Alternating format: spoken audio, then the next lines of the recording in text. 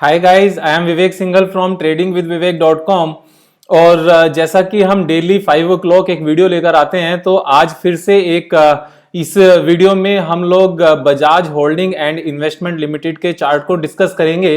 तो why we have chosen today this Bajaj holding and investment limited, तो ये आपको अभी इमीडिएटली थोड़ी देर में ही पता चल जाएगा। पूरी वीडियो को ध्यान से देखना, क्योंकि जो तरीके मैं इसमें बताता हूं ना, इसमें मेरा मेन पर्पस होता है कि आप अपने आप से चीजों को एनालाइज करना सीख लो।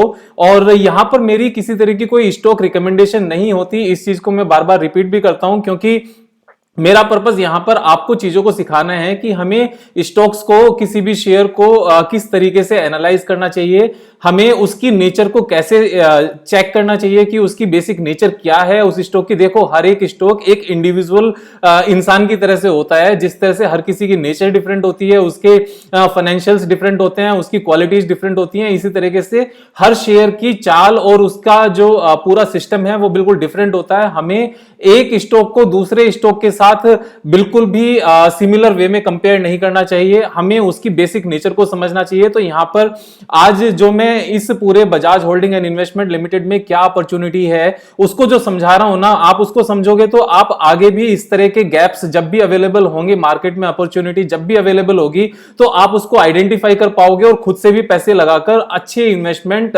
बैट आप लगा सकते हो, जो ट्रेडिंग बैट भी हो सकती है और इन्वेस्टमेंट बैट भी हो सकती है। तो यहां पर एक बार ये समझ लेते हैं कि Bajaj holding and investment limited का जो बेसिक बिजनेस है वो क्या है। तो इसके लिए हम बजाज फिनसर्व की वेबसाइट पर गए, जो इसकी एक सब्सिडरी कंपनी है। यहां पर इन्होंने पूरा बजाज का जो होल्डिंग स्ट्रक्चर है इंटर कंपनीज में, उसको समझाया हुआ है। तो Bajaj holding and investment limited की बेसिकली 2 कंपनीज में हिस्सेदारी है। एक है बजाज फिनसर्व लिमिटेड में, जिसमें इनके पास 39.16% की होल्डिंग है, और बजाज ऑटो लिमिटेड जिसमें इनके पास 1/3 हिस्सेदारी है, 33.43%।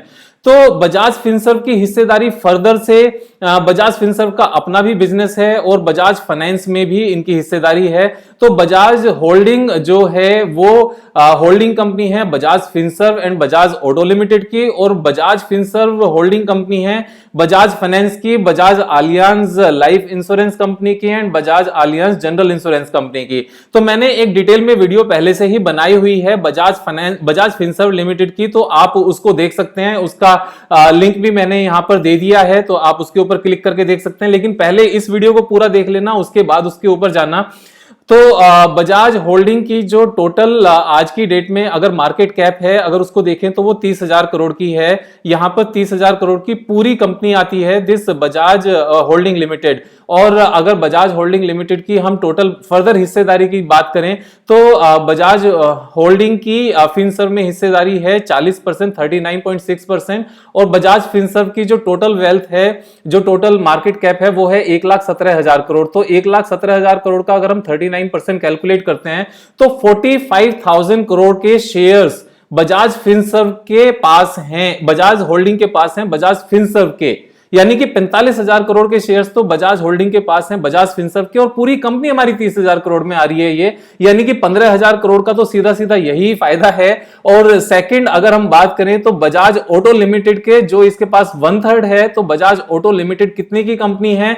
बजाज ऑटो लिमिटेड 88,000 करोड़ की कंपनी है। तो 88,000 करोड़ इंटू 33%, यानी कि 29,000 करोड़, 29,000 करोड़ के शेयर्स इसके पास बजाज ऑटो लिमिटेड के हैं। तो 45,000 करोड़ प्लस 29,000 करोड़, यानी कि 74,000 करोड़ के शेयर्स हैं बजाज होल्डिंग के पास, बजाज फिनसर्व के एंड बजाज ऑटो लिमिटेड के। और 74,000 करोड़ के शेयर्स की तो ये होल्डिंग है, और पूरी ये कंपनी कितनी की आती है? 30,000 करोड़ की। यानी कि जो ये गैप है ना, ये इस तरह के गैप मार्केट में बहुत ज्यादा, जब डाउनफॉल अचानक से आता है तो इस तरह के गैप्स क्रिएट हो जाते हैं, और ये इस तरह के गैप्स आगे चल के फिल भी होते हैं। तो यहां से एक बहुत अच्छी अपॉर्चुनिटी है इस शेयर को परचेज करके आगे बढ़ने की। देखो, ये पूरा गैप कब तक कवर होगा ये कहना मुश्किल है, लेकिन इतना बड़ा गैप कभी भी मेंटेन नहीं रहता। तो यहां से अच्छी अपॉर्चुनिटी है। तो बिजनेस मैंने बता दिया क्या है कंपनी का बिजनेस। फाइनेंशियल्स की बात करें तो इसके अपने फाइनेंशियल्स ऐसा कुछ नहीं है। इसके फाइनेंशियल्स अगर देखने हैं तो यहां पर हम बैलेंस शीट में सीधे सीधे चले जाते हैं कि कंपनी का जो प्रोमोटर्स का जो रिजर्व है, जो ओनर प्रोमोटर्स का नहीं, जो कंपनी के शेयर होल्डर्स का रिजर्व है वो 2009 में 4400 करोड़ का था, जो बढ़ते बढ़ते एवरी ईयर ये इंक्रीज हुआ है, तो ये 31,000 करोड़ का रिजर्व हो गया है कंपनी के शेयर होल्डर्स का। तो यहां पर लगातार ग्रोथ है, तो इसका जितना भी नेट प्रॉफिट आता है ना, वो सारा का सारा नेट प्रॉफिट जो इसकी सब्सिडरी कंपनीज हैं उन्हीं के थ्रू आता है, जो 303 करोड़ से बढ़कर 3000 करोड़ हो गया है अभी में। और अगर हम इसके बजाज फिनसर्व और Bajaj finance and Bajaj auto की कंपनी के अगर रिजल्ट्स की बात करें तो हमें पता है कि ये एक ग्रोइंग कंपनीज है। अगर बजाज ऑटो की भी बात करें तो लगातार कंपनी ने ग्रोथ दिखाई है, 8000 करोड़ से बढ़कर 24-30 करोड़ की हो गई है। नेट प्रॉफिट भी लगातार ग्रो किया है, 536 करोड़ से बढ़ते हुए 5000 करोड़ के आसपास है। सेम बजाज फाइनेंस की बात है और सेम बजाज फिनसर्व की बात है। इनके रिजल्ट्स में बजाज फिनसर्व की जब मैंने एनालिसिस की थी तब कर चुका हूं, तो वीडियो को लेंथी नहीं करते हैं। अब अगर हम इसमें टेक्निकल चार्ट की बात करें तो इस पेंडेमिक से पहले ये शेयर ट्रेड करता था 4000 पर, 3954 के आसपास, जो कि इसका ऑलमोस्ट ऑल टाइम हाई था। और ऑल टाइम हाई से ये सीधा पेंडेमिक के साथ यहां पर क्रैश कर गया, तो 3954 का प्राइस था। अभी ये शेयर प्राइस ट्रेड करता है 2750 पर, और ये 2750 और जो 200 दिन का मूविंग एवरेज है वो है 2550, तो यहां से बहुत ज्यादा ऊपर नहीं है। हम महंगी चीज कभी नहीं परचेज करते, ये मैं हमेशा ध्यान रखता हूं कि 200 दिन के मूविंग एवरेज से ज्यादा ऊपर नहीं चीज परचेज की जाए। तो करंट प्राइस से अगर ये ऑल टाइम हाई पर जाता है तो ये 43.87% का यहां से अपसाइड है। अब ये मैं यहां से इसको पूरा यहां तक 4000 के लेवल तक क्यों देखता हूं जो ऑल टाइम हाई है, उसका मैं रीजन बता देता हूं। देखो, जो कंपनीज की इसके पास होल्डिंग है, जो कंपनी इसकी सब्सिडरी कंपनीज है, बजाज ऑटो का एक बार शेयर प्राइस देख लेते हैं कहां चल रहा है, तो वो ऑलमोस्ट ऑल टाइम हाई पर है। एंड बजाज फाइनेंस की अगर बात करें तो बजाज फाइनेंस भी लगातार ट्रेड करता हुआ अभी ऑल टाइम हाई पर आ गया है, ये रॉकेट बना था।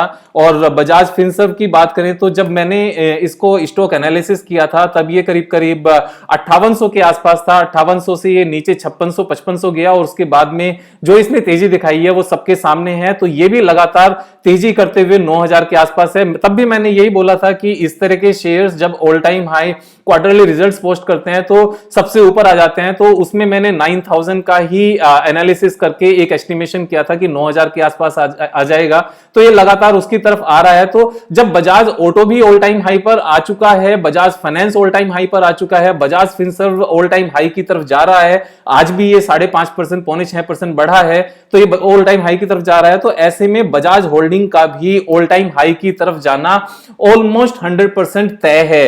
तो ऐसे में ये एक सिंपल सी बात है, इसको आप ऐसे समझ लो कि 4 दोस्त हैं, चारों दोस्त माता वैष्णो देवी के दर्शन करने के लिए चढ़ाई शुरू की।